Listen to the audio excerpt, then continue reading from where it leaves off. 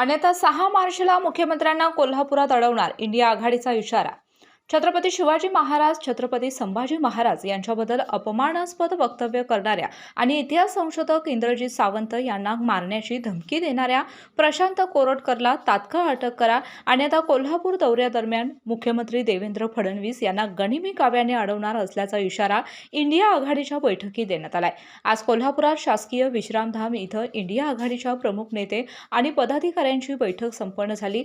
या बैठकीत कोरटकर यांचा निषेध करण्यात आला. काही दिवसांपूर्वी प्रशांत कोरटकर यांनी इतिहास अभ्यासक इंद्रजित सावंत यांना फोन करून मारण्याची धमकी दिली. यावेळी झालेल्या संभाषणात कोरटकर यांनी छत्रपती शिवाजी महाराज आणि छत्रपती संभाजी महाराज यांच्याबद्दल अपमानजनक वक्तव्य केलं होतं.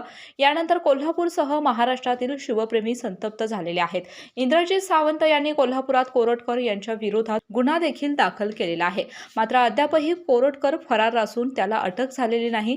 येत्या 6 मार्चला राज्याचे मुख्यमंत्री देवेंद्र फडणवीस हे कोल्हापूर दौऱ्यावर येणार आहेत.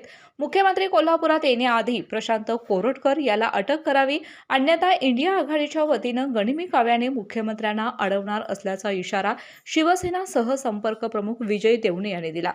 महाराष्ट्रामध्ये इतिहास संशोधक इंद्रजित सावंत यांना कोटकर यांनी एक धमकी दिली आणि त्याचबरोबर छत्रपती शिवाजी महाराजांच्याबद्दल अवमानकारक शब्द वापरले. त्यामुळे महाराष्ट्रामध्ये कोटकर यांना त्वरित अटक करावी अशा पद्धतीची गेल्या अनेक दिवस मागणी सुरू आहे. छत्रपती शाहू महाराज यांच्यावर प्रेम करणाऱ्या सर्व संघटना, या संघटनांच्या वतीने आज 4 दिवस आम्ही निर्णय जाहीर केला होता की 6 तारखेपर्यंत मुख्यमंत्र्यांनी कोटकरना अटक करावी, अन्यथा कोरटकर यांना अटक करावी, अन्यथा आम्ही मुख्यमंत्र्यांना जाब विचारू अशा पद्धतीचं आंदोलन जाहीर केलं होतं. 6 तारखेला मुख्यमंत्र्यांनी जर यायचं असेल तर त्यांनी पहिल्यांदा हायकोर्टमध्ये त्याच्या विरुद्ध या निर्णयाच्या विरुद्ध जावं. त्याचबरोबर कोल्हापूरच्या जिल्हा पोलीस प्रमुखांनी नागपूरमध्ये जो गुन्हा दाखल झाला आहे त्या गुन्ह्यामध्ये त्यांना अटक करण्यात यावी. त्याचबरोबर कोल्हापुरामध्ये या कोरटकरनी ज्या वेळेला जामीनचा अर्ज केला त्यावेळेला खरं म्हटलं तर महाराष्ट्राच्या मुख्यमंत्र्यांनी,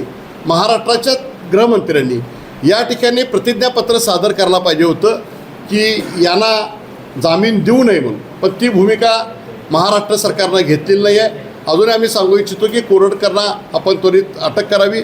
जर अटक केलं नाही तर मुख्यमंत्र्यांना आम्ही कोल्हापुरामध्ये रोखू. या बैठकीला राष्ट्रवादी शरद पवार गटाचे शहर प्रमुख आर.के. पवार, अखिल भारतीय मराठा महासंघाचे राष्ट्रीय उपाध्यक्ष वसंतराव मुळीक, कॉम्रेड दिलीप पवार, काँग्रेसचे चंद्रकांत यादव, हर्षल सुर्वे, सुभाष जाधव, सतीशचंद्र कांबळे, अनिल घाटगे, अवधूत पाटील, शुभम शिरहट्टी यांच्यासह इंडिया आघाडीच्या घटक पक्षाचे पदाधिकारी आणि कार्यकर्ते उपस्थित होते. स्पेशियस, लक्झुरियस, सगळं मिळेल अगदी मनासारखं.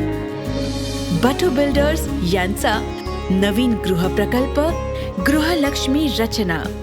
अशाच नवनवीन अपडेट पाहण्यासाठी आमच्या कोल्हापुरी कारभार म्हणजेच KK न्यूज चॅनेलला सबस्क्राईब करा.